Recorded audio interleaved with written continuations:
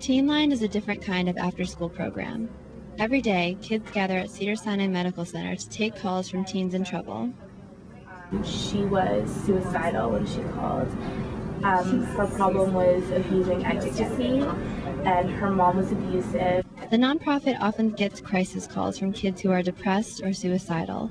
Teen listeners take an average of 24 calls every day on issues like dating violence, bullying, addiction, and child abuse.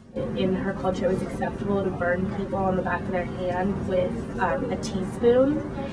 And so her whole life she'd grown up just assuming that was okay. Not every call is a crisis call. Some teens just need to talk. Mental health professionals stay in the room with the listeners in case they need help referring a caller to a resource. In the hotline room, you have a really good support system. TeenLine runs outreaches to Los Angeles high schools and youth groups, but they've received calls from across the country. And recently, they've found ways to reach out to teens from all over the world. The volunteers have spoken to callers as far away as New Zealand and Brazil on the internet. They can do live chats. The TeenLine's founder worries that kids might not learn to connect in person. What I'm concerned about is that teenagers are not going to know how to relate on the one-on-one, face-to-face, if they're doing everything by texting and on the internet. Kids at TeenLine do learn how to relate, sometimes too well.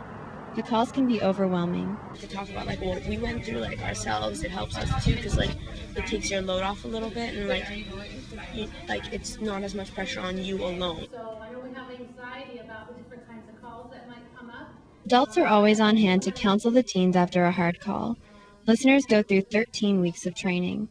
They role-play possible calls, but they already speak the language. A lot of what I apply to the calls that I get comes from just what I know from being in high school. Kids can call TeenLine after school from 6 to 10. It offers a safe haven for teens who have no one else to turn to, and for those who just wouldn't be caught dead with a parent in their top 5. I'm Katie Schaufelberger for Journalism 503.